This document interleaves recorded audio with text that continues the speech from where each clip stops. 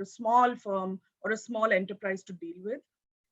Surveys done have suggested that about only 1/3 of those surveyed feel that doing business has improved. 2/3 feel that it has stayed the same or it has become worse. And again, this is not healthy. Some specific ideas here that we feel should be advanced on the tax-related compliances. So payments and taxes, which are mandatory, there's a plethora of them. Even in the GST regime, there's a plethora of different compliances, and the filing system can be much more streamlined and simplified. Starting a business, requires many submissions, same details to be submitted, 4, 5, 6 times. So this notion of a complete business license package across all local authorities or central authorities that need them. Granular tracking of ease of doing business. Currently, it's the World Bank data is 2 cities. There's some effort to push it down to measuring it at the states. But we feel that just like you have citizen surveys, you actually need to have very granular surveys that include a large number of mass entrepreneurs to say how good or how bad is it, and what can we do about it.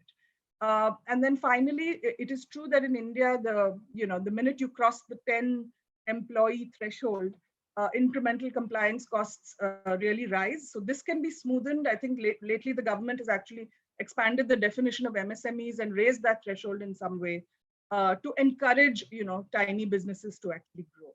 So I'll conclude here just saying that urgent action is required on all these fronts, because enabling the competitiveness of mass entrepreneurship is not just critical for the country, but particularly in the post-crisis or post-COVID-19 era, when you have most of employment lying in sectors which will vastly benefit from a wave of mass entrepreneurs who can create employment and actually scale their businesses up to raise productivity for the economy as a whole and for lots and lots of workers.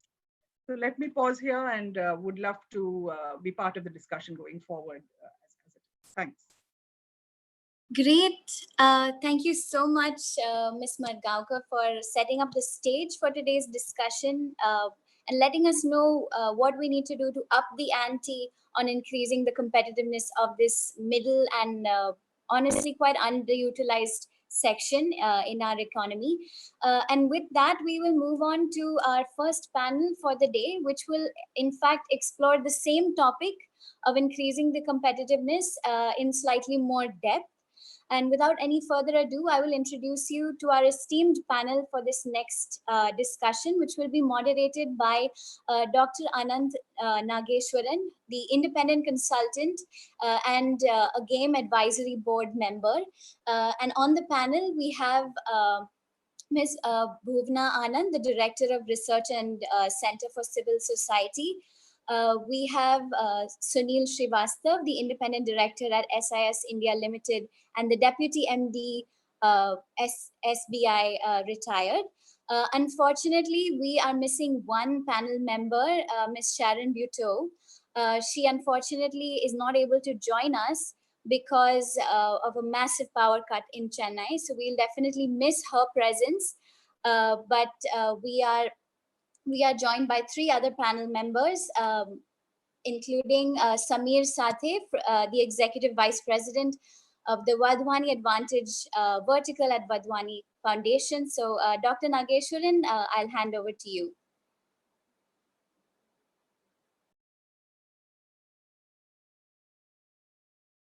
Thank you, Lakshmi, for those initial introductory remarks. Good morning to everybody in India. Maybe good afternoon if some of you are dialing in from Singapore, and if you are braving a late night and forgoing your sleep in Europe or in the US, a very good evening to you. I have great pleasure in chairing this panel on enhancing the competitiveness of mass entrepreneurs, a very important issue, because we all know that in Europe, it is the micro, small and medium enterprises, especially in Europe, that form the backbone of their economies, and so is the case in India. So if they are competitive, then the economy is competitive. So as Lakshmi put it in her opening remarks, we have 4 panelists actually. And the fact that Ms. Sharon Buteau, the director of IFMR lead at Kriya University, could not join is probably one more aspect of competitiveness that India needs to work on, which is the availability of uninterrupted and quality power, not only to the panelists, but also to the mass entrepreneurs. So I would take it that you have the profile of the panelists and the chairperson with you, so I don't have to spend more time on this. What we would do is, we would go around and asking each panelist to speak for about 5 to 6 minutes max. Of course, they will stick to their time, given the fact that we have only 45 minutes in total, including for question and answer sessions. And after each panelist finishes speaking, I will ask them a question or two if it is necessary for them to clarify their remarks. And then once all the panelists have finished speaking, there will be a small discussion between them and me. It will be kept brief, and then the floor will be open to you to ask questions, the audience. You may write down your questions in the question window instead of asking orally, because that will be difficult to moderate in a remote fashion. And it will also help us to choose the best questions and focus on the questions rather than the overall comment or content, and eliciting the best possible response. So without further ado, and I don't have a particular order in which I want to go here, but let me start with Ms. Bhuvana Anand at the Center for Civil Society, for her to make her initial remarks of what she thinks needs to happen on the competitiveness of mass entrepreneurs. Over to you, Ms. Bhuvana. Thank you so much, Anand. Thank you, Game, for putting this panel together. Anu, I really enjoyed your remarks at the beginning. I want to focus my discussion points on the broader regulatory story, because that's where my experience and expertise comes from. Just the sheer question of what does it take to open and run an enterprise in India, right? And we've all heard a lot about the ease of doing business, and these are all valuable impetuses for us to be increasing competitiveness for enterprises in India. I want to begin by referring to the economic survey, simply because I think they give us a very nice idea to play with, which is that India's market of firms is dominated by dwarf firms. And what we really want to do is to change to infant firms. So those that are likely to grow rather than those that are likely to stay stunted. Unfortunately, our universe, or at least our regulatory universe, has prevented that from happening, or it gets in the way or makes it very difficult for this transition to take place. Why don't firms, one, come into the marketplace as much, or prefer to stay informal or unorganized? So I take issue with both of those phrases. And once they do enter, what gets in their way? I want to refer to some of Center for Civil Society's own work on this, particularly because, as Anu mentioned, there are a whole bunch of challenges in how we understand regulatory burden, whether it is for starting a business or to continue and operate a thriving business. One huge challenge is that this is perception oriented, right? So you're asking firms or experts how hard or easy it is. Our approach has been, let's look at government's own data, right? So how many days, how many steps does it actually take? Not so much on paper, not what the rules say, but actually take for a file to move to get a license. So small examples, right? In Delhi, we find that a single file has to move often through 40 different officers, through 180 different steps. And this is for particular industries. But you can imagine how, as size and complexity of the firm increases, this just becomes a nightmare to comply with. Where do I begin? Who do I go to? What kinds of questions do I ask? How many palms do I have to grease? Just for us to get a sense of this from looking at the administrative data. And my experience says that it is far more complex than just looking at the rules, right? So the rules might say, look, you need to simply file a XYZ type of application form. What it doesn't tell you is that in that package, you have 140 no objection certificates that you have to obtain from a host of different departments and agencies tied to the government. I'm not giving specifics because it is different industry by industry, sector by sector, specialization by specialization. A second big challenge is that our lens has been trained on the manufacturing area, right? we have completely missed out on the services story. So for example, a few years ago, the government used to conduct two different censuses of enterprises, the annual survey of industries and the annual survey of services sector as well. They have stopped the lag. And it is not clear to us what is happening in terms of doing a simple census, even to get a head count of how many firms there are that are exclusively dominated by or exclusively engaged in the services universe. To give you an example of why this matters, most of us in this lockdown are probably aching to go out and have a meal outside, right? Just your local restaurants. What does it take to start and run a restaurant in any part of this country? And this may seem trivial to us, but think about how this gets magnified across every single type of business that you will, right? One single restaurant, in order to be able to start up, has to interface with a number of different departments. So everything from local state department to now, of course, the FSSAI behemoth, to police, to excise, to municipal corporation, to weights and measures, to and so on and so forth. It keeps going on. And each has their own sort of package of requirements, and sometimes they overlap, right? So for example, police will say, look, we will only give you clearance once you get everything else. Everybody else will say, actually, you need to get police clearance. Or there are rules that completely conflict with each other. So for example, in order to get a liquor license to serve liquor in a restaurant, the excise department says that you can only have one door or one gate, right? Simply, presumably to make sure that there is no funneling of liquor-based products. However, the fire safety department is very, very clear that in order to get fire safety clearances, you must have two exits. So think about what this does, right? And how do I navigate the situation like this? So these are sort of some of the challenges that I want to allude to. And my solution is just a couple of things. One, building on what Anu said, the administrative burden survey. I think there is a slightly different way of doing it. We need to actually look at exactly what is happening on ease of doing business by looking at government's administrative data that tells us how many things to clean up. The second is, let's get rid of regulatory cholesterol. Let's think very hard, what are the objectives of X or Y role, and we have the state capacity to implement. I will stop there.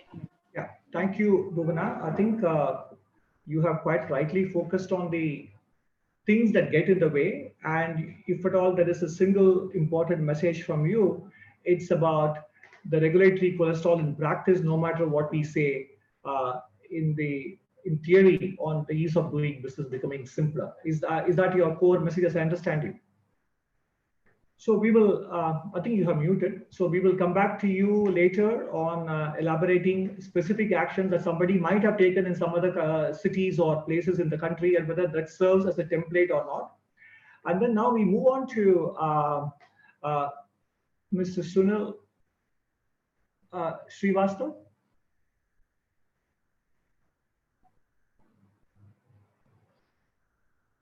Yeah. Yeah, hello. Hello, Anand. Yes. Yeah. So could you please go ahead and?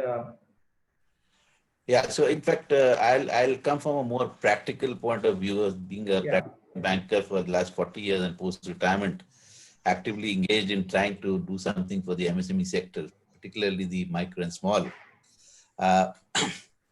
So I interacted with a few bankers here as to what is the problem that they are not able to extend credit. So if you look at the previous presentation of Anu, where getting finance for these micro and small enterprises has been really very difficult. And the lower the quantum of loan, the more difficult it becomes actually. So if you look at my sense and the Department of MSME is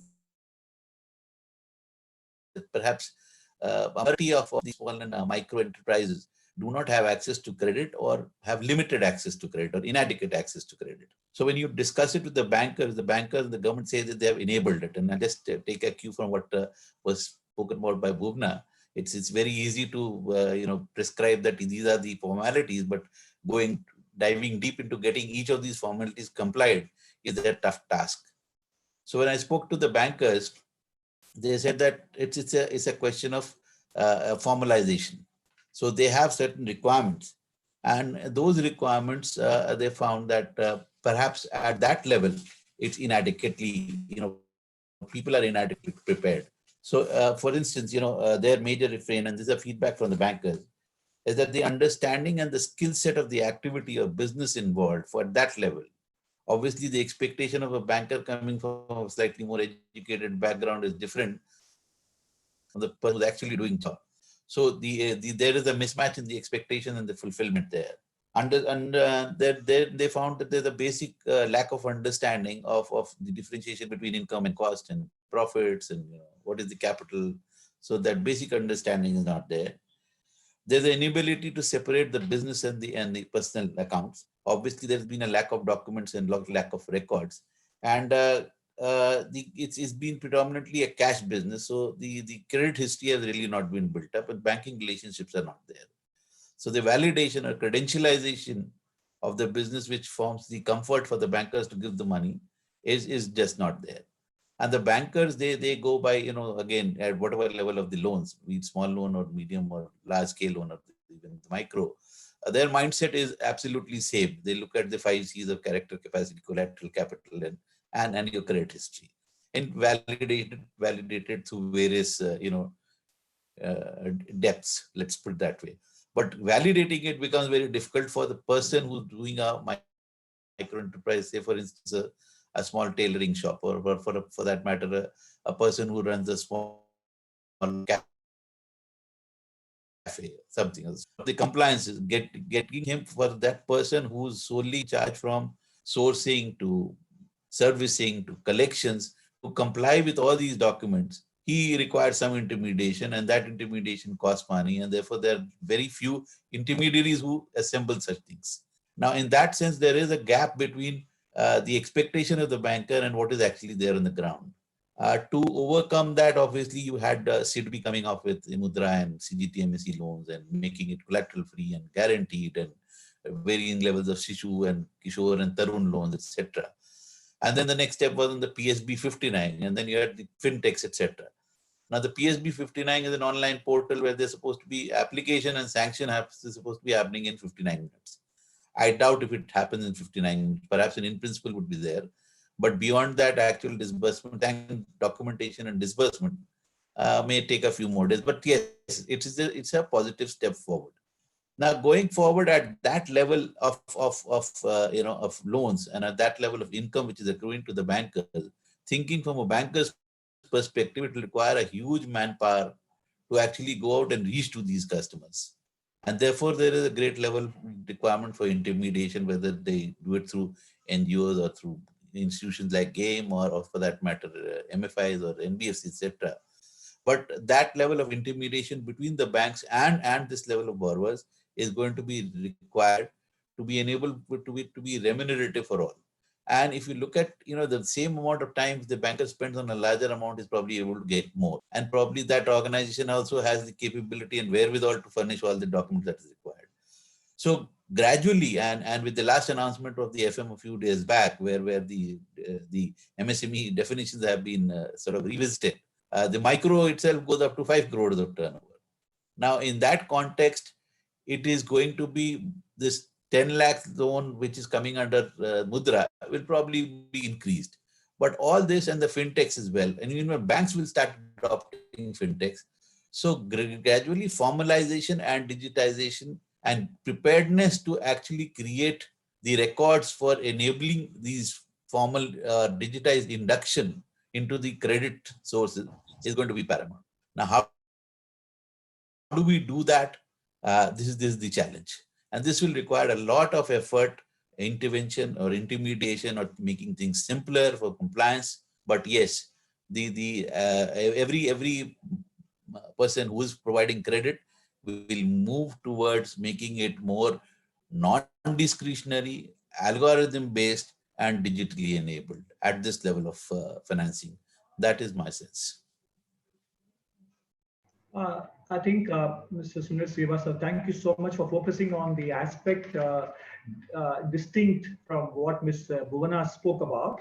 She focused on the regulatory cholesterol, and you spoke on the second most important aspect, or probably the first most important aspect, which is the access to credit. So I think you touched upon a lot of issues. Credit may be enabled in theory, but is it happening in practice? bankers talk about, you mentioned credit history being an important barrier. You mentioned the mindset of the bankers being a second important barrier. And the compliance formalities and the non-availability of intermediaries who would help the borrowers comply with these formalities, and they cost money and time, which is also cost. So you mentioned the fact that the PSB 59 portal has been enabled. Is there any study that has been done that evaluates its efficacy and whether it is delivering as promised? So when I spoke to the bankers, they have integrated their own systems with PSB 59. So then it becomes straight through. So they are saying that they're getting a lot of applications. I get a sense that they're not able to do it in 59 minutes. But the number of applications which are, because every bank is linked to this online platform. So they are getting a lot of applications. How far is the fulfillment and how far is the sanction and disbursement? That is the issue. Yeah. So there is no study. There is no study on that, I suppose. I would probably discount that, because even if the government mentioned that 6.7 lakh crores or 6 lakh crores was sanctioned in the month of March. Yeah. The disbursal would be nothing, because there's a lot of involved between sanction and disbursement as well. Okay, so there is a lot of gap between the cup and the lip, as you might say. Yes. And if I understood your last remark correctly, you did make a point about the MSME redefinition. So do I take it that you think it will be a very important step in enabling the formalization, because you can have an investment of, let's say, 2 crores. But if your sales turnover is up to only 4.5 crores or 4.9 crores, you would still be a micro enterprise and be eligible for all the concessions. So is this going to be a major step forward in their formalization, or you don't think so? No, this is a huge step. You're limited by your own aspirations. So part of the regulatory cholesterol that Bhuvna was talking about, perhaps we'll see more,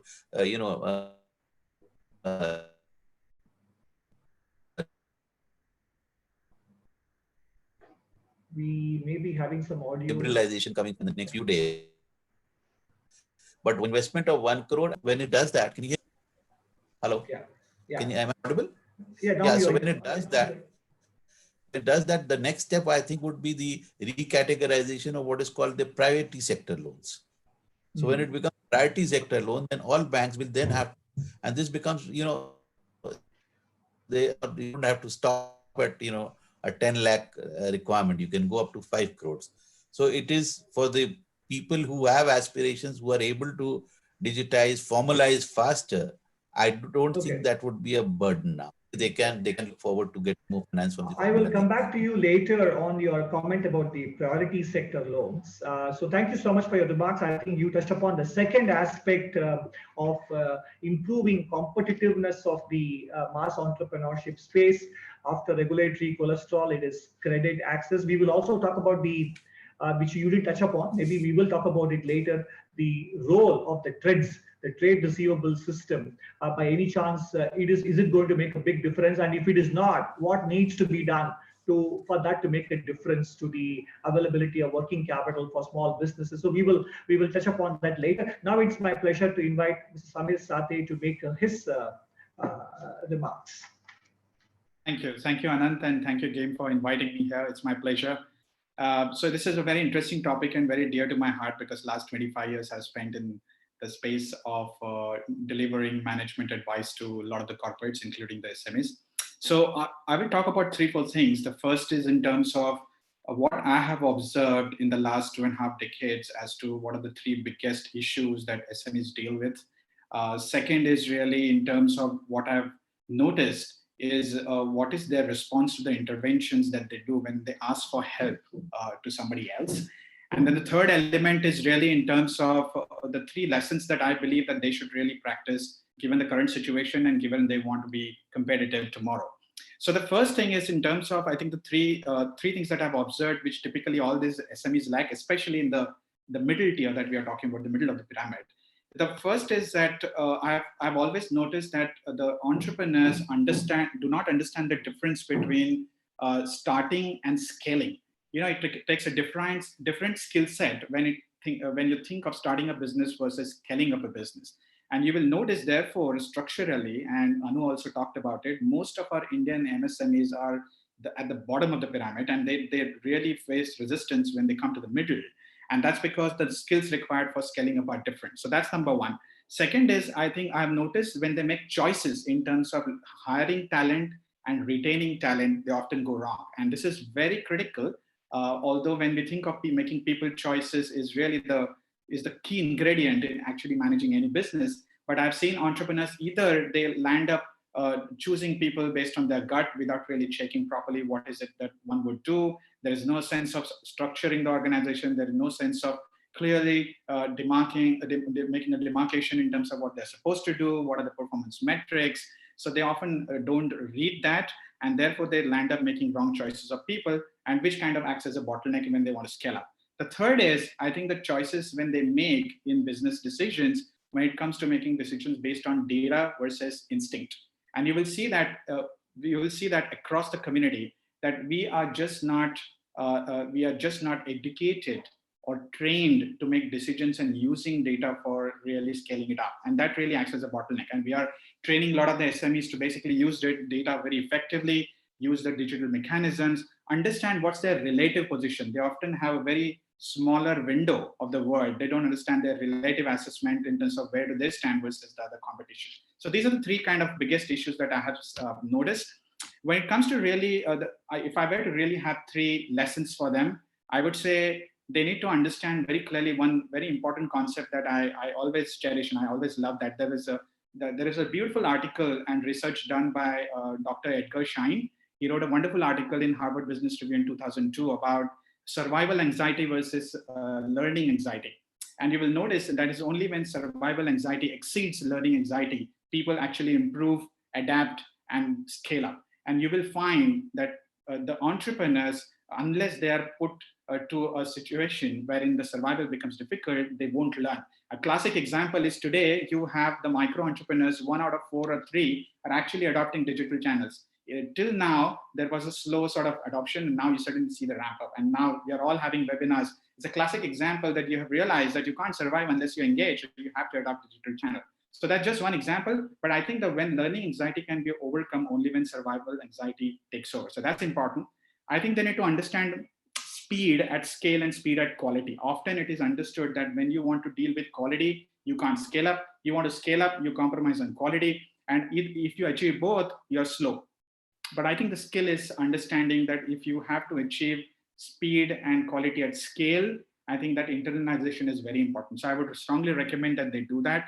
The third thing is about co-creation. And this is very important from systems point of view, is that I believe that tomorrow that there is going to be a resource crunch. And when resource crunch happens, it is very important to co-create value. You need to understand to befriend somebody else. You need to collaborate, you need to partner. And it's just not cliche.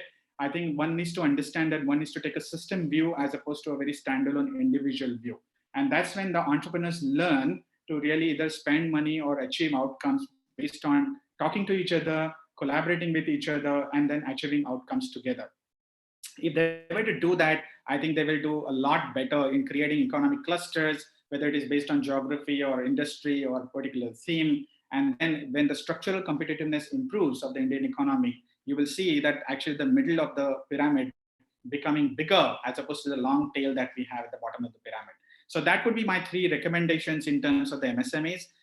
Lastly, I think the point that I want to make is in terms of what I have noticed in terms of how do they respond to the interventions. You see, a lot of the entrepreneurs, they have 2 kinds of biases. Either they know it all, so they don't want to ask for help, or when they ask for help, they're unable to make decisions on their own because there are some thousands of people advising them. So I would strongly, look at a situation wherein the entrepreneurs really learn when to listen to others and when not to. I think it's very important to understand when is it that they have to really ask for help, use the help at the right point of time. And that's what we have been doing at Wadhwani Foundation Advantage. So that's my very clearly summed up message in terms of what we are talking about. In the interest of time, of course, we'll not be able to talk in detail, but that's where we are. So Samir, I must really thank you for the tack that you took in your prepared remarks, because usually what happens in these kinds of forums and topics, it is relatively, I'm not saying it is unimportant, but it's relatively easier. And also the tendency is to always look up to the government or external agencies as to what they should be doing. There is the inward gaze, which is a both philosophical concept for human development, but also for entrepreneurs and institutions. The inward gaze doesn't happen. So you kind of did that brilliantly by focusing on what the entrepreneur should be doing. And I think, in fact, you have given a feast of issues to talk about. Difference between starting and scaling, hiring and retaining talent, decisions based on instinct versus data, etc. The three lessons you mentioned, I must apologize. I think I missed the second one in between. The first is you mentioned survival anxiety versus learning anxiety. The third one is co-create, collaborate, etc. What is the middle one, please? The middle one I was talking about, often there is a trade-off made between the speed and scale and quality and scale. People achieve quality, but they don't achieve scale because they can't replicate the quality at scale. People achieve speed, but they can't achieve quality, or it's always the 1 out of the 3 or 2 out of the 3. What I'm trying to say is that they can achieve all the 3. So wonderful. I think you can have a complete session entirely on all the 3 important lessons and also the observations you made before the lessons. We can have it. We'll come back to you later. I may want to probe you on whether you have come across any particular success story. You may not want to give the personal details of those entrepreneurs for confidentiality reasons, but 1 or 2 lessons or observations where the entrepreneur was able to overcome the issues that you mentioned. We will come back to that later in our questions. Now, I think we have now come to the end of the prepared remarks by all the 3 participants. So I'm going to go back to the first speaker, which was Bhuvana, and she spoke very clearly about the gap between intentions and implementation when it comes to easing the regulatory burden on small enterprises. And that ties in very well with the point Mr. Sunil Srivastav made about compliance and the cost of compliance and finding intermediaries and expertise who would help them. So in your research, Bhuvana, did you come across a situation where let's assume that the governments, whether it is local governments or state governments, that put all these issues, as you correctly put it, no objection certificates, even if the formalities are relatively simple on paper, obtain the NOC and come back. Is that kind of consulting advisory setup that's available in the country for these medium entrepreneurs? Let's worry about the regulatory cholesterol being brought down. That is in the realm of the government. We will come back to that. But as things stand, do we have the intermediaries available for regulatory compliance? Sure, we have tons of them in different shapes and fashions, catering to pretty much all segments of the enterprise pyramid, right? Okay. So there is your local advisor who's giving both credit as well as telling you how to figure out your street vending business, right? So local market thug in that sense. He's very much an intermediary because he's providing both protective services as well as advisory as well as credit.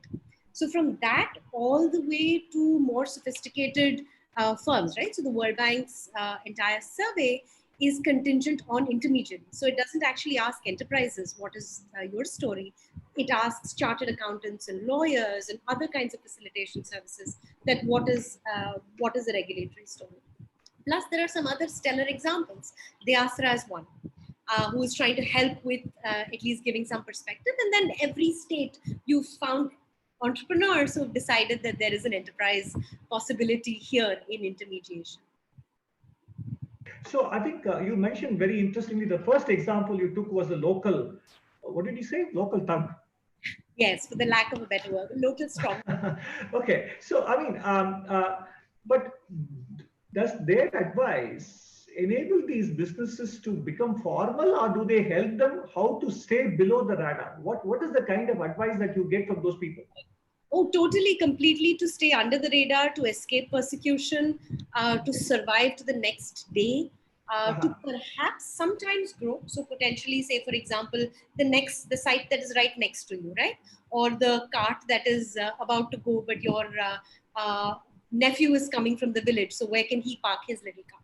So all kinds of things, but largely at survival, not so much at growth. And and also sorry to interrupt you, as you said, it is to survive and stay below the radar rather than become formal. Very much. Because the bulk of the systems we have in our urban centers, the chartered accountants or the lawyers or any other consultants, they are more used to providing advice for formal enterprises, for incorporated entities. They themselves do not know the extent of provisions and laws and rules and regulations that micro, small, and medium businesses have to comply with. Is that your experience as well?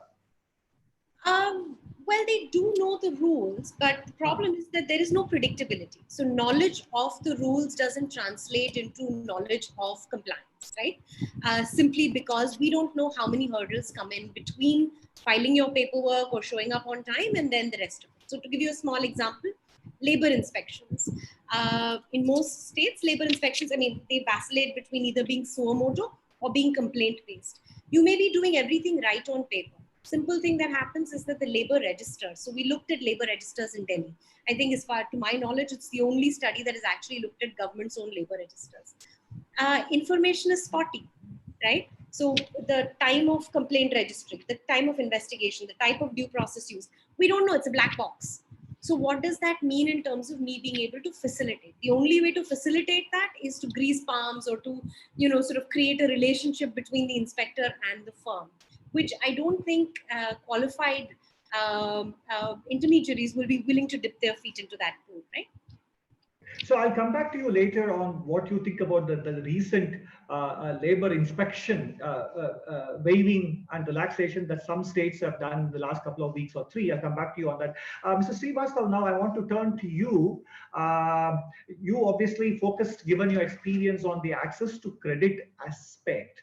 Besides the banking sector, in your opinion, what is happening on this TREDS platform and what needs to happen for those platforms to actually fulfill their potential? So Anand, you've touched a very raw nerve with me, because I've been one of the people who've been writing that our TREDS platform is actually inadequate, and the way it is structured, because it requires a supplier and two parties and a financier in between. Now, if you recall, it has been made mandatory for every company which has a turnover of more than 500 crores to actually be placing their accepted bills on the TREDS platform to be. That's right. And if you look at I'm just going to share with you some insights. If you look at the top 500 corporates, you will see all of them working on a negative working capital cycle, which means that their current liability is more than their current assets. So they're getting funded through extended credit by their suppliers. So if they are accepting for a 30-day or 60-day credit, there are very few companies like HLL, etc., which pay on time. Majority of them tend to extend it to 90 days or 180 days. On the other hand, when they are building their banking lines, they build this line as the banking lines factor this. They don't factor that they're getting this 180-day credit. So actually it is free credit for these larger corporates. Now, when they accept the bill, to that extent, their limits get reduced. So they do not accept the bills. And the moment so what needs to happen to really give teeth to these provisions that you have to be on the TREDS platform? It is not enough to be on the platform. Yeah. Absolutely. So the next thing which happened was in the IBC code. The IBC code made the threshold at 1 lakh. So any default in the bills made it, access to the NCLT was there. Now with that, one of the practical things which most of these corporates did was accepted the bills with certain caveats, subject to quality and cost and whatever certifications. So then it became disputed, and therefore it could not go to the IBC. Yeah. Now these things are just gaming the system. Yeah. At some point of time, we are required to do away with receivable financing in this country by the banks altogether and move them on this platform compulsorily, which means that, and their credit risk history of the moment you remove it from the working capital of these larger corporates or medium corporates and ask them to place it on the TREDS platform for discounting, there is no other option. And then the interest rate with the discount rate which the smaller suppliers will have to bear with also. So the rates will, because the credit risk shifts to the larger corporates. Right. So I think they're so a larger because you don't have you don't have acceptances for 30 days being paid after 180, and the biggest defaulter here is the government itself. So the government and its CPSEs have to be the first ones to come on board and then make it mandatory that there will be no further financing for receivables except through bill discount. So that I think I need to come back to you separately, even after the session is over, privately, on what needs to be done to make it the dandam to work, so that this conceptual idea really becomes a reality for the small businesses. But an excellent point that you have made about the banks can do the receivables financing differently for the large enterprises, so that they have no option but to pay through the trade system. So let me come back to you on that subject to time constraints later. Samir, as I mentioned to you earlier, I want you to speak about one maybe example of where an entrepreneur that you consulted or coached or advised overcame some of these wonderful behavioral issues that you identified, and whether that's a lesson for some other entrepreneurs. Sure. I must apologize. I think there is some noise happening at the background, so pardon me. It's in the building. Can you hear me? Okay, sorry. Unfortunately, I can't control that. I understand. Yeah. So one very quick example is that one of our cohort members was actually facing an issue because he had spotted the opportunity incorrectly, and that entrepreneur was unable to admit that he had spotted the opportunity incorrectly. And when we actually had the intervention and showed him that his assumptions were wrong, that entrepreneur was basically very emotionally attached to a particular marketplace and business that he was doing for 30, 40 years, because of which he was blind to what was there in terms of what was happening elsewhere.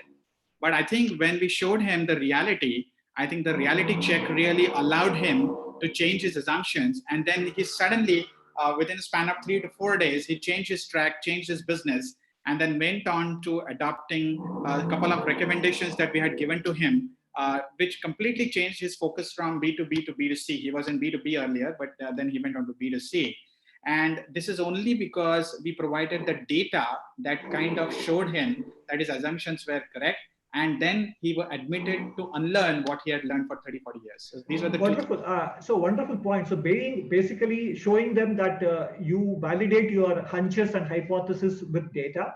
And secondly, having the openness to accept that data provides a better framework for decision making than his own hunches and learned experiences. So this is something that entrepreneurs have to remember. The second thing you mentioned about the trade-offs, speed and quality versus scale.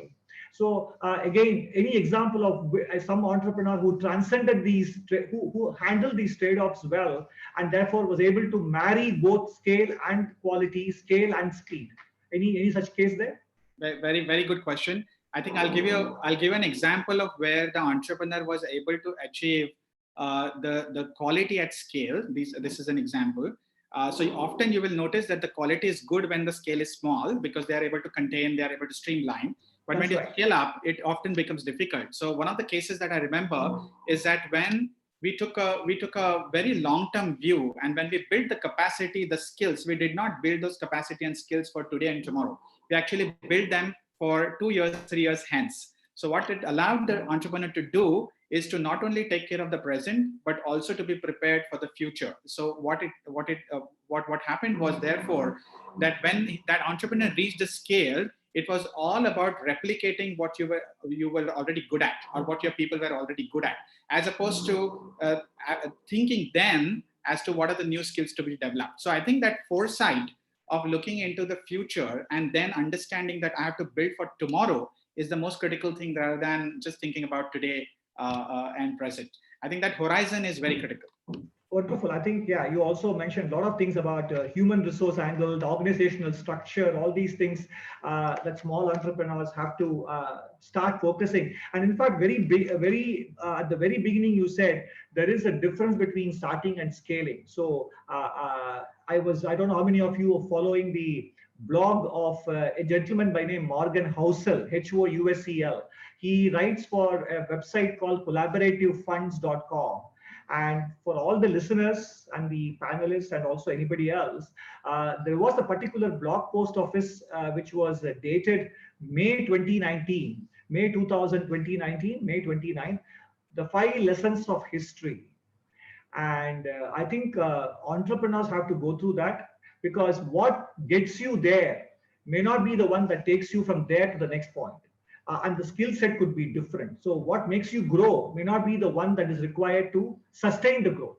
Absolutely. So growing, from the starting to growing, and then from consolidating the growth and then stabilizing, there are 2 different skill sets. You should be prepared to hire the right kind of people. You should be prepared to step back and let somebody else take over, because the context keeps changing, the context keeps evolving. Therefore, you have to keep evolving as well. And that is one of the most important requirements for improving competitiveness. So I'm going to give just sorry about it, 30 seconds to each of the participants. If there is one thing that you would like to see changed, what would that be? First, Bhuvana. A rationalization of rules, not just business process improvement in terms of single window. Thank you. Mr. Srivastav.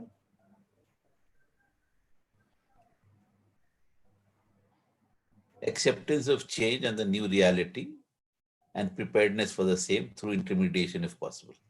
This is for bankers or for the borrowers? Borrowers. Okay. Mrs. Sathik. So believe that you can change the world and preparing to change the world. I'm preparing to change oneself first.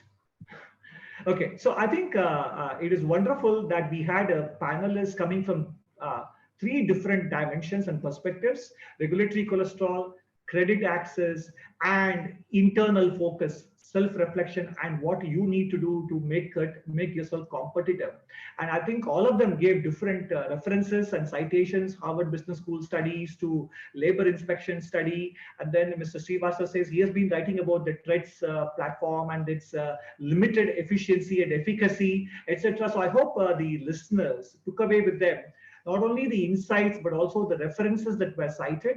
And I think competitiveness is therefore not a destination, but a journey. One has to keep evolving. Much as we focus on what the external stakeholders have to do, entrepreneurs also have to focus, look within, so that they can continuously improve their competitiveness and also make sure that the external environment responds. So there has to be a both give and take, and also demanding as well as giving from both sides. I hope the session was useful to all of you. Thank you for the opportunity, and it was a great pleasure talking to the panelists. My special thanks to them, and to Game and Dasra for organizing this particular session. Over to you people to continue the rest of the sessions.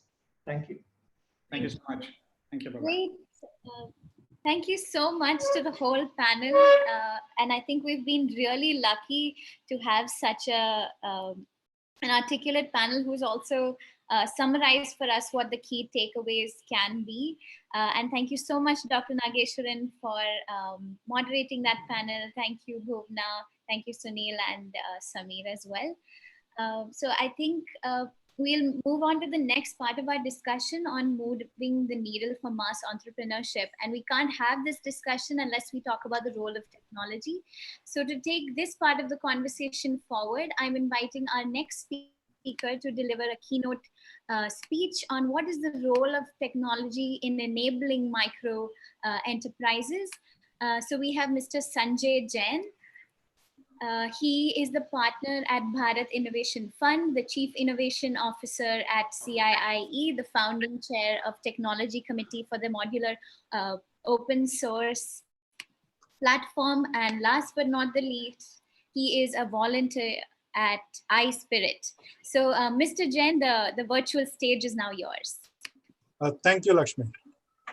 Good afternoon, everyone. It's a pleasure to be here as part of this event, along with our colleagues from GAME and Diastra. And so at the Bharat Inclusion Initiative, which is a part of my role at the Center for Innovation, Incubation, and Entrepreneurship, we really believe that entrepreneurship at the grassroots is a very important element for us to advance as a society. To that end, we have been looking at some of the ways in which we can work with and support this space. Most of our work comes through technology entrepreneurs and tech companies who end up supporting these micro entrepreneurs. So from that perspective, I want to draw on this experience and present to you the way we think about the space and to see how we can make advancements and move things along. The first thing that we think about is in actually terms of formalization. Every business that we know today, large business, etc., they keep books, they track their purchases, they have the sales, inventory, they track customer behavior, payments, etc. And micro businesses really have the same needs. There's no difference in that. The difference actually lies in terms of the tools and access that they have to be able to fulfill these functions. We, in fact, see a lot of folks are not even able to separate their personal books from their business activities. So in fact, a lot of times when you look at lending to this segment, you actually look at the entire data and try and separate out what's personal and what's business from doing that. Now, the role of technology in here comes in how you can actually help them accomplish these tasks without adding a significant overhead to their lives. So for example, you can think in terms of digital payments coming in to the business, helping them to better keep books and accounts. And then once you have these digital trails, that trail can actually be the basis to do a better analysis of the business, obtain credit, etc., which will then enable the business to grow. So that's really the first part of formalization. The other issue comes in terms of downside risk. So if you take a look at most businesses, there's a lot of uncertainty. And even before this current scenario, we have always known that a medical emergency is one of the most common reasons to push somebody back below the poverty line. And so from that perspective, we've always had a belief that medical insurance is a much better product for this segment than a emergency loan. This belief has been made even stronger by the current crisis. And what we do is we continue to look for ways to bring in, through tech, better insurance products that can be distributed to the space. Tech actually helps to reduce the cost of distribution and hence reaches out to this segment in a much better way. And it can also help to allow them to better access the benefits that come. So for instance, when something does go wrong, you have a ability to actually get access to claim forms and better support through the use of technology. Similarly, we have seen other models around mutual insurance, where a community can ensure that everybody in the community stays safe and can share the risks and costs of a medical requirement. We have seen ways in which you can aggregate the risk. And so this is really in the sense of technology being used to provide a kind of a net around these people so that any issues can be handled. A similar concept, and it's extended, you always heard of people at the bottom of the pyramid can't get a loan. And the fact is that what we believe is that these micro entrepreneurs need capital. Capital doesn't have to come in the form of credit. It could be in the form of an equity-like instrument. So for example, if you think of somebody at the bottom of the pyramid starting out a new business, you would expect them to have a certain failure rate. And what happens is that when somebody does give them a loan, they have a volatile income stream and a volatile expense stream. And to that, you add a fixed amount of money which goes out every month. And so you've taken somebody who's already in a very volatile situation and made that outgo being fixed, it actually increases their risk of failure. And so that may not be the right instrument for that segment, but perhaps a equity-like structure where if the business does well, the person who's lent the money, the investor in that sense, does better. And if the business doesn't do well, then the investor doesn't do well either. And as a result, what happens is that the risk and reward is correlated. And also from the entrepreneur's perspective, since it's not a loan, their chance of getting a black record on their credit history, etc., goes away. So it's actually better for them as well. So this is a kind of interesting product that we've been exploring. And we hope that there'll be more people who will be able to come up with more interesting ideas on how technology can come in to make sure that these products can be created and deployed at scale. And like I alluded, all of this is really part of a safety net.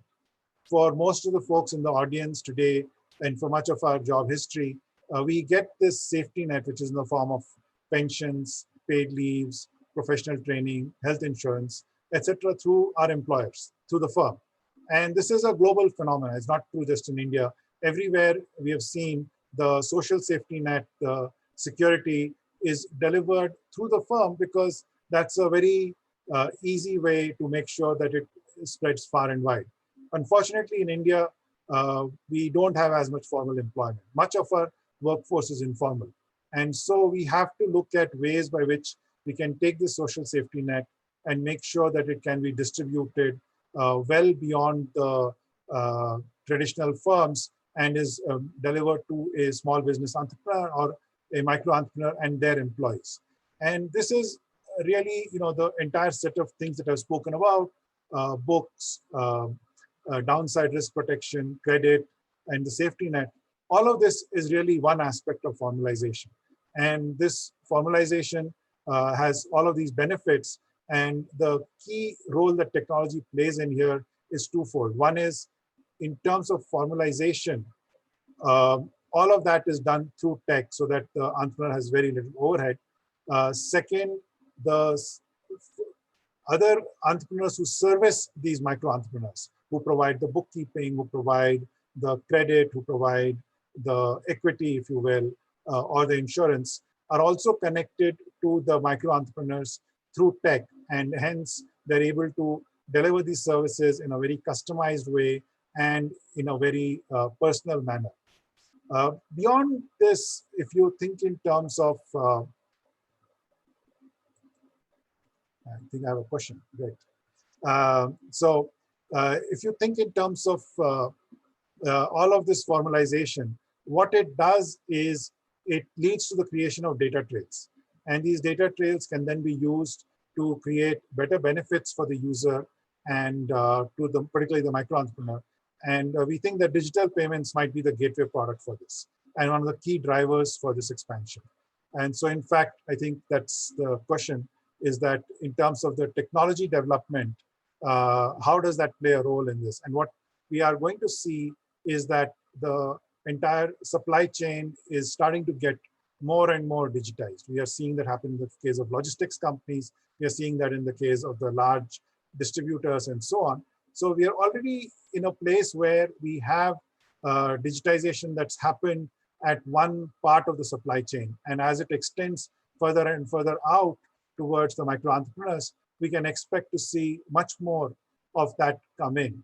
And we expect that will follow from both digital payments and will lead digital payments. So if you are paying your suppliers digitally, you will want to get paid digitally from your customers as well.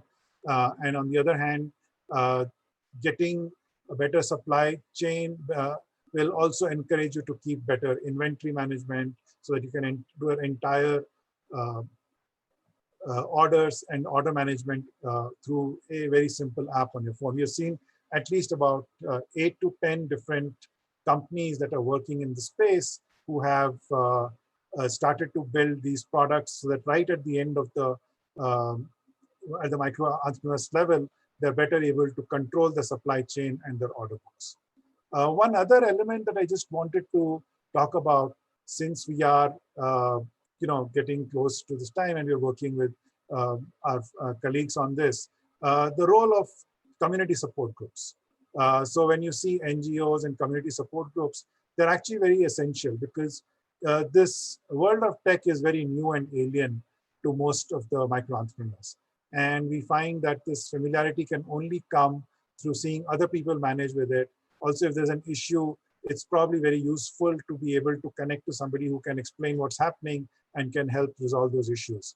To that end, we also see other tech companies come in for building products that help create these interfaces in terms of local languages, in terms of voice, not necessarily written text, and so on. This will allow the micro entrepreneur to access the technology and use it in a way that is very, very productive for them.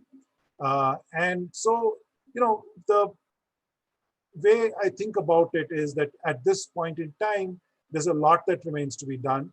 All of these new user interfaces and language tech are in the very early phases.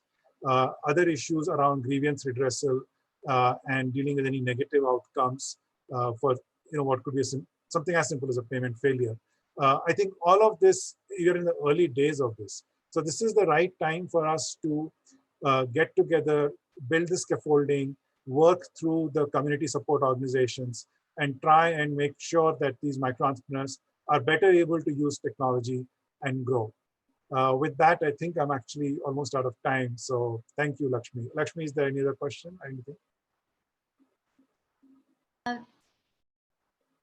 Thank you so much, Mr. Jain. I think you have wrapped up 1 minute early. Perhaps we have time for one question. So Kashmira from the audience has asked, to what extent do you think Internet of Things will play a role in terms of technology development in the area of supply chain, especially in developing countries like India? Great. If just a quick. Yeah, so great. Thanks, Kashmira, for that question. And yes, I mean, I think IoT is going to play a significant role. It's already become a part of some supply chains, particularly if you look at logistics around things that are transferred at a particular temperature. We have seen companies, in fact, a few years ago, which were building very customized supply chains and logistics tracking through IoT. So they would have refrigerated trucks where you could maintain temperatures. The same is true for medicine supplies. In addition to this, I think we're seeing other interesting IoT devices around the stores, etc., that will enable businesses to keep better track of what's happening inside the store. And so I think that's going to start to play a more and more important role as time goes by. So thanks for the question again, Kashmir. Great. Thank you so much, Mr. Jain, again, for emphasizing on the critical areas for both literacy and adoption of technology in enabling micro entrepreneurs, especially around providing a social security net, accessing a digital platform, and creating a community. And on that very same note, our next panel is going to dive a little bit deeper into that subject and talk about the adoption of technology, digital literacy, and the impact of technology. And our panel consists of experts like Mr. Shrikant Karnakota, the country head and server cloud platform at Microsoft, and Mr. Satya Prabhakar, the CEO of Sulekha. And this session will be moderated by Ms. Chetna Pawar, the COO at Deazel, which is a sister concern of Deastra Foundation. So Chetna, I'll hand it over to you. Thank you, Lakshmi. Thanks for giving us an opportunity to come here and discuss about the technology here. I would welcome Satya and Shrikant on this session. It's so wonderful to have you both on this session so that we get some insights from you, the ones who have been there and done that. So the question for both of you, I won't waste much time. We have a very little time to discuss. So the question for both of you is, tell us how you have enabled technology for these businesses. What problems are you solving for them, and how it is helping the small entrepreneurs and businesses in India right now? Satya, you want to go ahead? Or? Sure. If it's okay, I would like to share one slide. Is it okay? Are you able to see the slide? Or Yep. Yes, we can. Yeah. Yeah. So I very briefly, about 55% of India's gross domestic product is from the services industry, and roughly about 60 to 70% of the service industry is primarily powered by the small to medium business entrepreneurs. So when we look at that, they are the real engine that drives India's economic, India's economic vehicle forward. And Sulekha is a technology platform that enables the service sector entrepreneurs to promote themselves, build their profile, and grow their business. And very quickly, the 4 major problems that we have seen the service sector entrepreneurs face across India, across cities, across categories, and the categories you can see on your screen is First of all, they don't have enough work to do. They're always looking for work to grow the business. Second thing is they're always short of capital. They don't have easy capital available, leave alone equity, even debt capital is very hard to come by. Third one is they don't have a brand recognition, unlike a Starbucks or a Asian Paints. A typical small business service sector entrepreneurs has no name recognition or a credibility quotient that they can bank upon. And finally, most of the media that is there available is more of a marketing medium that they cannot afford, like TV, radio, outdoor, and all these things. They're actually looking for an accountable sales channel, a channel that helps them connect to motivated buyers. And on this side, we have consumers. They don't know how to choose. They don't know who to trust. They don't have enough time. So in between is a huge chasm through which business doesn't get done, right? Things fall off. So what Sulekha has done, and this is where I'll help you, is that we have built, in our opinion, a world-class matchmaking technology, which is powered by multiple intelligent mechanisms that acts as an arbitrage engine that finds the right counterparties to a particular service request. So using a simple app for the business, we help the business promote himself or herself and get verified matched service requests that they can reach out to and provide the service for the fulfillment of a consumer need, all using a simple app. And many of them start advertising with us for as little as about 10,000 rupees, to which they get an accountable and affordable value delivery mechanism. So this is how we have built our service. But I think the most important thing for a service sector entrepreneurs is a way in which they can develop credibility in the eyes of consumers. And second, provide a way in which they can accountably grow their business, not necessarily promote their brand, right? It's not that they're trying to advertise the brand. They're looking for business today. They need to make a living to feed their families for their business, right? So that's how we see the use of technology for enabling service sector entrepreneurs to grow effortlessly and in a frictionless manner. Right. Yeah, that's amazing. Shrikant, you want to add your view? Yeah, no, fantastic. And as Satya really underscored, I think technology in today's times is going to be sort of a very, it's going to be the infusion layer on which all entrepreneurs and others who have to now look at growth, they have to sort of embrace it. And what we have witnessed in the last few months is almost sort of an explosion in terms of how small entrepreneurs, micro entrepreneurs are also coming on to learn more, to adapt more quickly around using tech tools to connect to their customers, to connect to their supply lines, to be able to make digital transactions, digital payments. And when you look at this kind of continuous areas of expansion, one big thing that emerges is there is a need for some sort of a tech platform, like what Satya really outlined. Sulekha does a fantastic job of connecting the supply and demand side.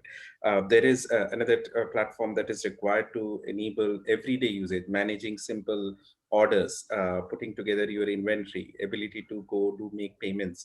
For a woman entrepreneur, for example, who is currently trying to do an embroidery set of offerings for their end customers, getting to know what are the latest designs that are coming up without actually reaching out for any physical contact or a connect. So that in the COVID times, we are maintaining the social distancing. Everything has to be done in some sort of a digital way. Whereas this IQ flowing directly to her is very helpful. And then once you get the design, how do you then get your fellow colleagues to start distributing the work order or a load in a way that can be tracked in a very simple phone application that is amenable and useful? Those kind of scenarios are becoming very real. So we have a product called Kaizala.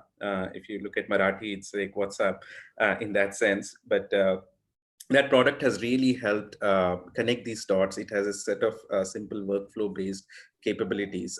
It enables communication, collaboration. It's a pretty equivalent of a WhatsApp, but done in the context of enabling grassroots micro entrepreneur scenarios, where action cards from payments to supply chain integration, to be able to do subscription, attendance, a lot of things that a regular entrepreneur would need every day is enabled through that app. So we are seeing a lot of grassroots adoption and embracing of this kind of tech, because it is connecting the dots and helping them really now leap forward into how we are going to do business in this new world. That's fantastic. I have not heard of Kaizala, but I definitely would love to know more about it. I'll get back to you on that. But while doing this journey, you must have come across, both of you must have come across a couple of government organizations, NGOs, and other stakeholders. So how do you think these organizations can help their communities better with the help of technologies? So I'll take a lead. In fact, I really had over the last few months now, I've actually seen a fundamental shift in the role that NGO enablers and organizations who are really so passionate about making on the ground difference are looking at tech, because from being enablers they have become evangelists, tech evangelists to an extent. If you were to look at how do you talk to a women entrepreneur, the example that I was giving in, to say, hey, look at a set of tools that will help you do whatever that you're currently doing, but be able to do it in a way which is with less friction, efficient, and obviously gets you a better way to play this out in the current environment. Someone has to do the walkthrough of this. What I have literally seen this transformation is, some of the field players are actually using the tech themselves. They are pushing for vendors like us, or suppliers, or even others, to say, can you provide simple solutions that are intuitive, useful, helpful at that level? I haven't seen this kind of a transition in the past. Like earlier, it was, let me connect you with the right people, players, and then you can figure out if there is a way by which tech can be useful. But this transformation I've seen, where literally you have front-end people from NGOs and others standing in and actually giving a very specific requirement and saying this is what is required. And in fact, they have now become so deep technologists themselves that they are literally putting together what the success framework for an entrepreneur looks like in the tech world. So I think this transformation is phenomenal, from being an enabler to a very active tech evangelist, and literally walking the path with the entrepreneur. I think that role has come out pretty alive now. Satya, what's your experience?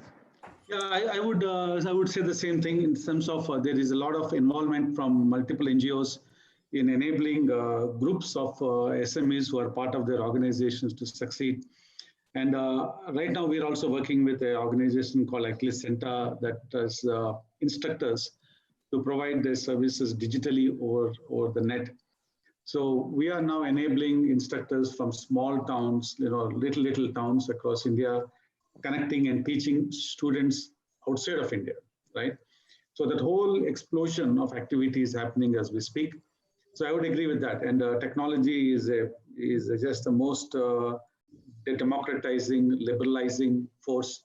And I'm very happy to say that we use Microsoft Azure platform for all of our things.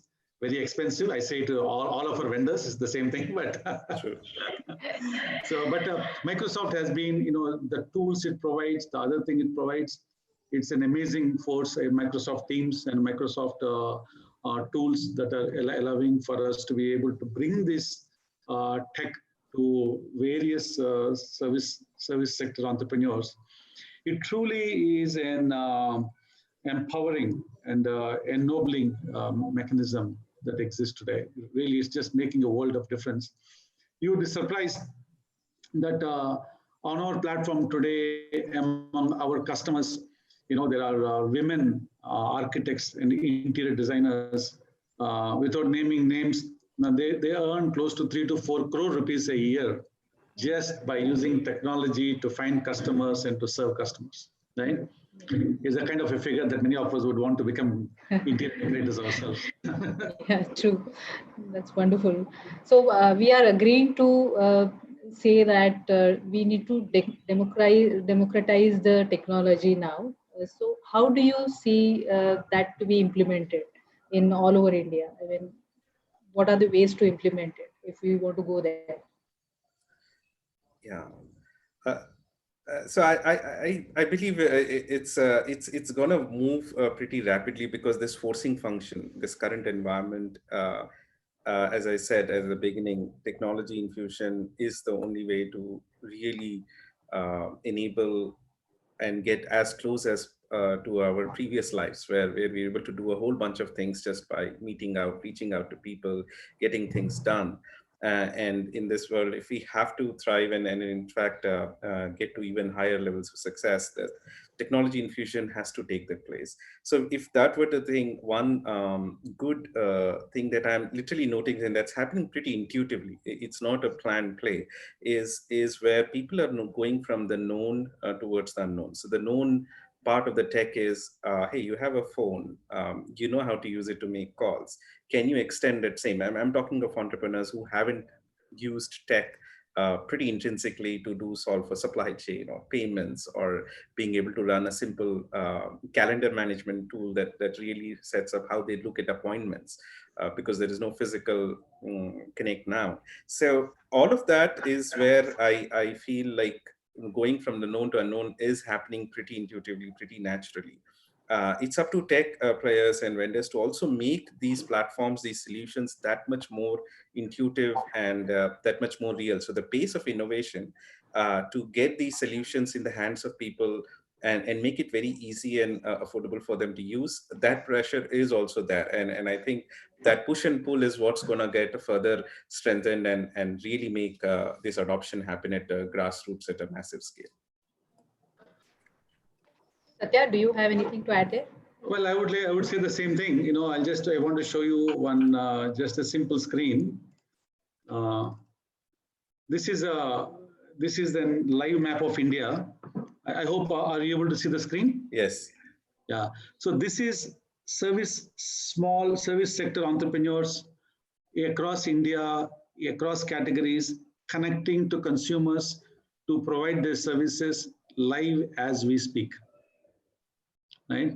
So we have these small dots you see on the screen are all where since the morning there has been connections happening between entrepreneurs and their consumers, right? And this they're able to do just by using a simple app that they can download, and they can profile their services, because one of the things is these are not lower skilled categories, you know, such as car drivers and all. Like if you're looking at an event manager, if you look at an overseas education counselor, every service sector, so every entrepreneur provides a different kind of a service, a different kind of at a price range. And by the same time, the consumers are also, their needs are varied. So herein comes the opportunity for a platform in between to connect the right consumer to the right service provider, which is the entrepreneur, and to be able to help them do business in a most effortless way. So just imagine that you are an interior decorator, you are sitting in the middle of nowhere, people don't necessarily know about you, and on your app, you get a service request saying that somebody is looking for exactly what you are selling in the locality where you are. I think that's an empowering one. Then all she needs to do is to reach out and to present a quote and to present the services she provides, and then go provide the service.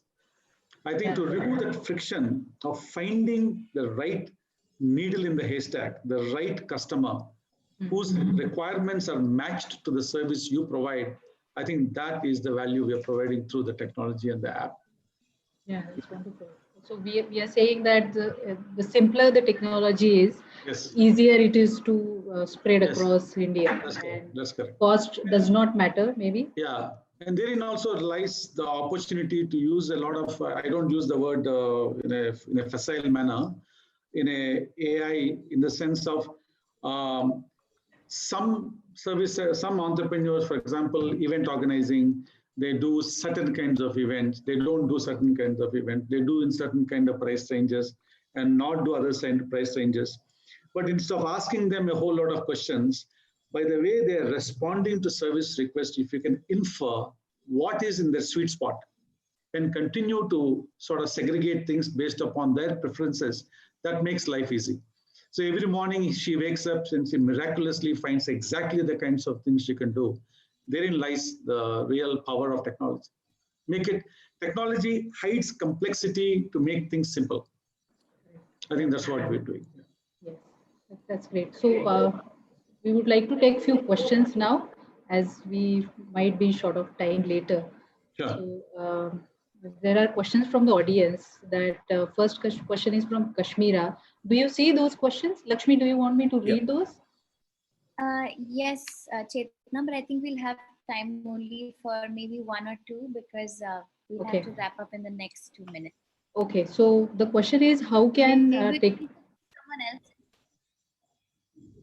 Sorry?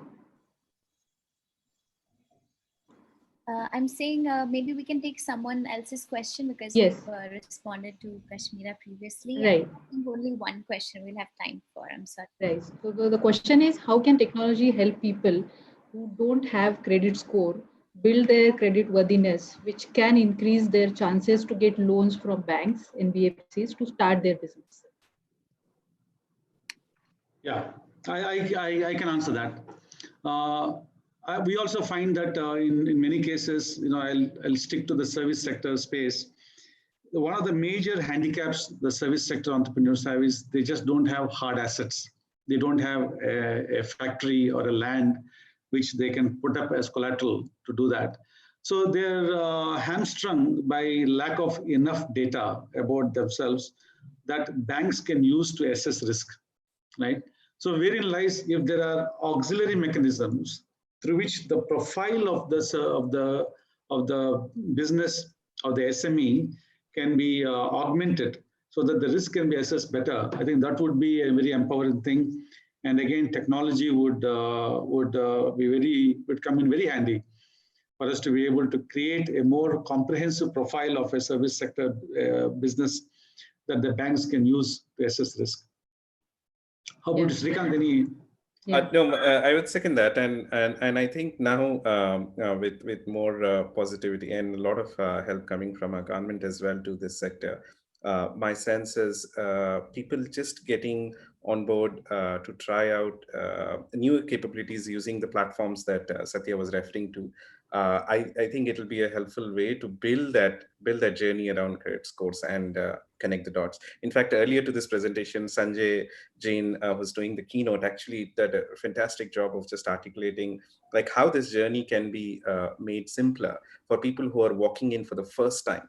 So I would highly recommend people also just view that keynote as well for solving this challenge. That's great. Lakshmi, do we have time or we're done? And unfortunately, we don't. Okay. But thank you all so much, Satya and Srikanth.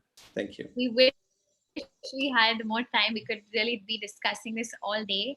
That was really fabulous conversation on what role technology can play both to entrepreneurs directly in terms of how they can reach their customers more easily, how they can communicate, collaborate, and access credit, as well as the kind of role that civil society can play in both enabling and evangelizing the use of technology on the ground. So thank you so much for joining us. Our last conversation around entrepreneurship focuses on something which is a very important focus for us at GAME as well as at Deasra, which is women entrepreneurship. And there's no one better to talk about this subject than Ms. Anna Roy, a senior advisor at Niti Aayog. And this discussion will be moderated by Pradnya Godbole, the CEO of the Astra Foundation. So Pradnya, I'll hand this over to you. Thank you, Lakshmi. Anna ma'am, if we can have you on line, yeah? Can we turn the camera on for ma'am? Okay, and can we unmute ma'am as well, please?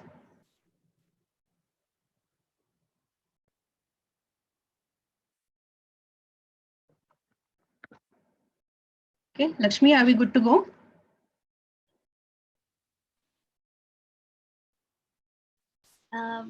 Anna ma'am, I think you need to unmute yourself. Not sure we'll be able to do it. Great. Yes, I think, ma'am, can you turn your camera on?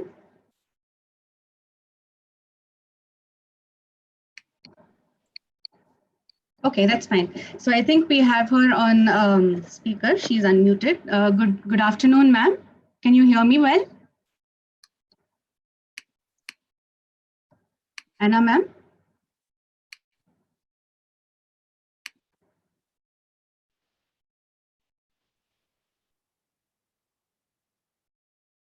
Anna ji, can you hear me? I think you're on mute. Pradnya, do you want to just introduce the topic for today, and Absolutely. we'll just Yes, if you can just help ma'am with her audio in the meantime. So we are at the closing end of the entrepreneurship sessions. And I don't think we can close without talking about women entrepreneurship, because that's so important to the entire ecosystem and economy. So this session is about applying a lens to all the discussions that have happened so far, and really talking about the topics that we have so far covered, but with a view through the women entrepreneurship perspective. So that's where we have a discussion planned with Anna ji. And essentially, Anna ji is working on the women entrepreneurship platform, which is driven by the Niti Aayog. And there are a lot of experiences that she has as she's run the platform, and we would love to learn from her through those learnings and experiences what we can do better along with the platform. On our own, together, how does women entrepreneurship play in the ecosystem? What is the need for more women to get into businesses? And those are some of the topics that I've lined up to have a chat with her. So let's just wait for a minute and give her a chance to get her audio set up, and then we can go on from there.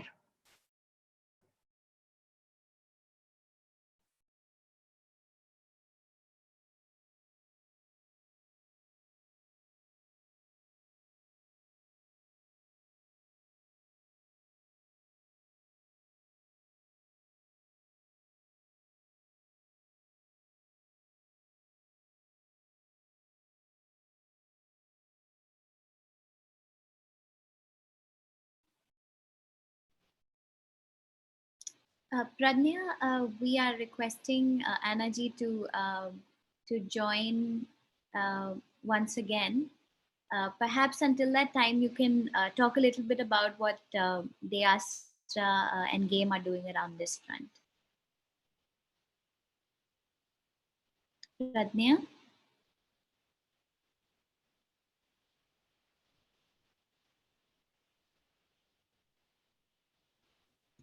Yes, Lakshmi, I was just talking to ma'am. She's having some problems with her audio, so I'm just sending her the link again. So if you can, show a video or a poll in the meantime, let me just help her to come online. Sure. Abhinav, let's have a poll, please, for the audience.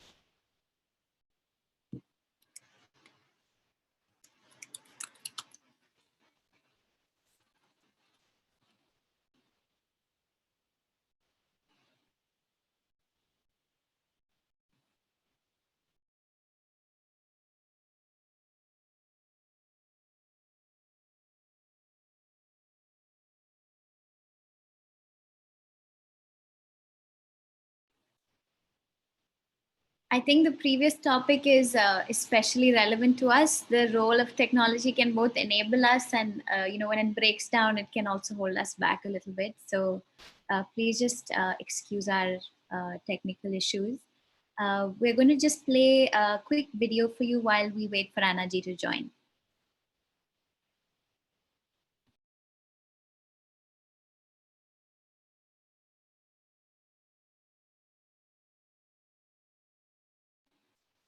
Abhinav, we need to turn up the volume. on the video, please.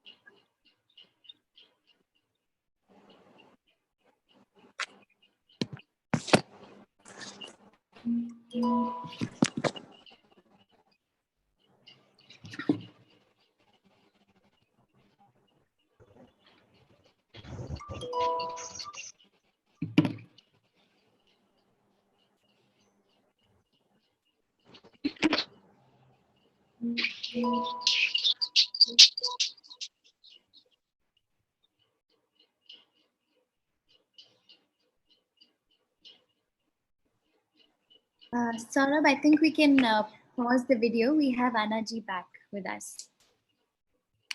Good afternoon, ma'am. Can you see us and hear us? Yes, yes. I'm sorry, some slight technical hitch. Yeah. No problem, ma'am. We're all dealing with different kinds of technical difficulties, but we'll get through it. No problem. So very much, thank you so much for joining us.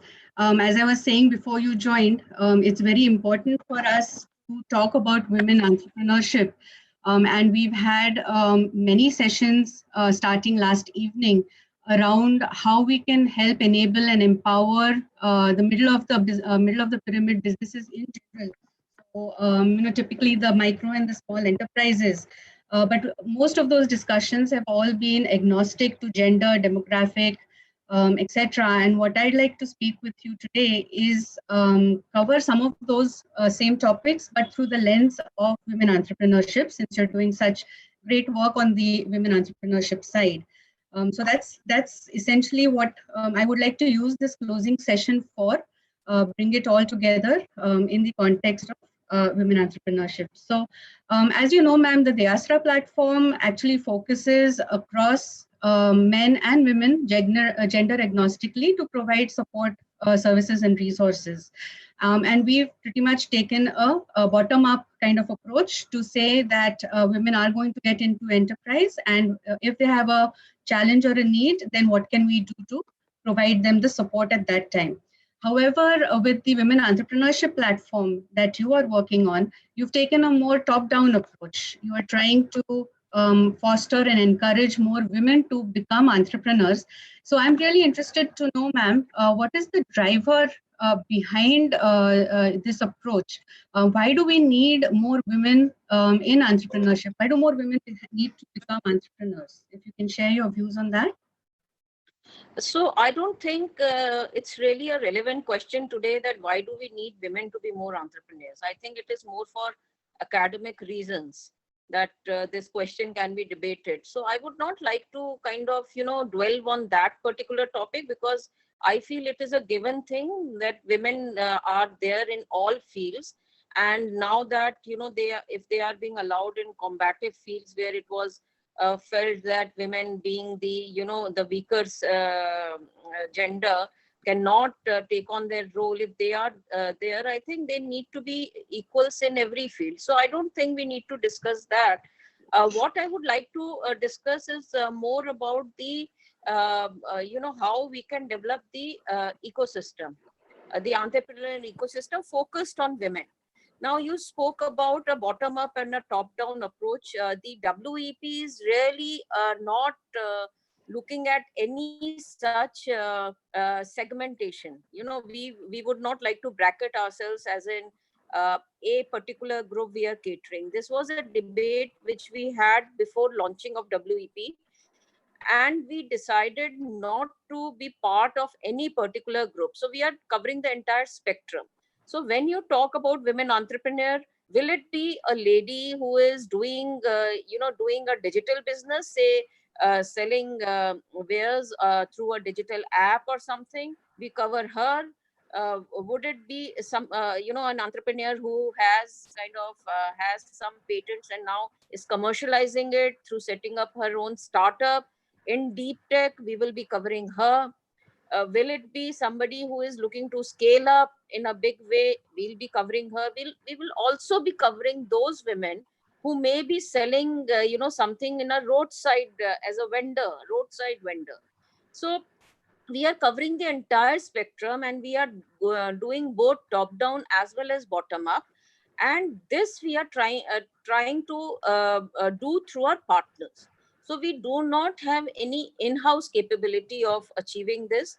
All we do is to be an aggregator platform where we bring in the different partner organizations who may be doing their own thing in their own niche area and catering to a given segment, and bring them all together, so that by having a varied set of organization at one platform, we are able to cater to an entire a gamut of entrepreneurs who cannot be categorized in one simple group, really. And like Diestra is also one of our partners, and you are catering to a general audience of on skill building for an entrepreneur. And it is, as you said, gender agnostic, but we are putting Diestra content on our entrepreneurs on something which will help, because it is our belief that knowledge is something which is the most important thing. Funding and all can be arranged. There are schemes for it. There are people doing it. But it is the information asymmetry because of which people do not get to know about these schemes. They also do not know what they should know before launching into a business. So that is the gap that we are really focused on. And we are trying to achieve it through various partner organizations. Oh, that's really good to hear, ma'am. So one of the other questions that comes to mind is, what are the very specific challenges of women entrepreneurship that the platform is trying to provide solutions to, compared to the generic kind of needs for a typical entrepreneur? Are there any specific challenges that you're trying to address? We are trying to, though we are called Women Entrepreneurship Platform, we are not trying to position women as in they need any special skills.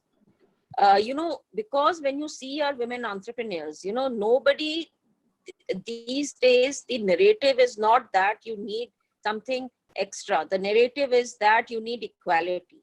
And when you talk about those women who have really, achieved a lot, they will never tell you that I needed that extra help. They will say that I need to be given the equal opportunity. So what this platform is doing is to just tell women that, look, here is the world out for you. You need to realize your potential, and here are these bunch of people who can help you. Now, one thing I have realized, I would not like to ascribe it to women entrepreneurs per se. Men may be doing it equally.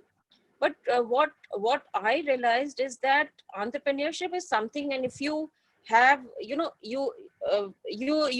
are not bound to any kind of accountability. You can really achieve what you are thinking of.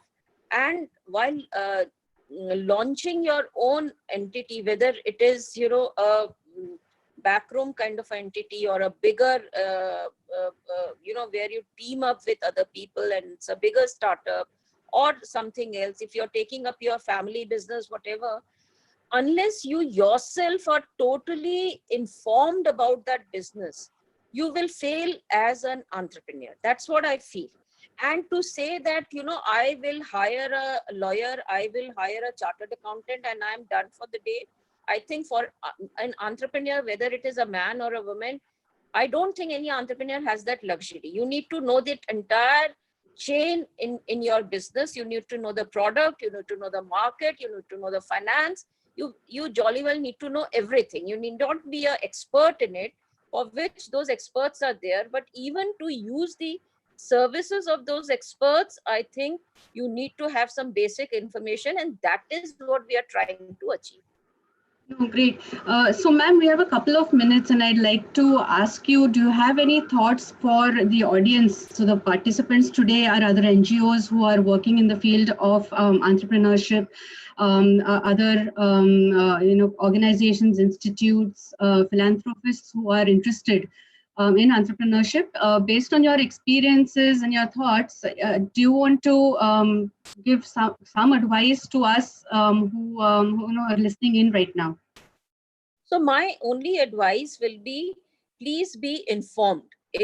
Be informed in whatever you are doing. If you are doing a 9-to-5 job, take pride in what you are doing.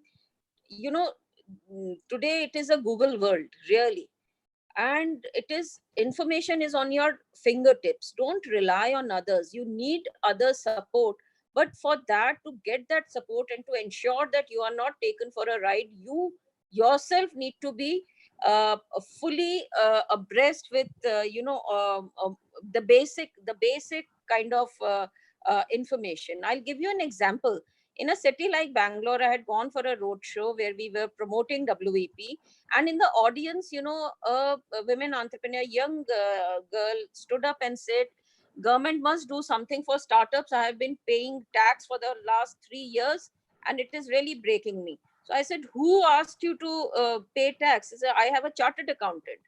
Now, neither the chartered accountant nor the lady knew that for a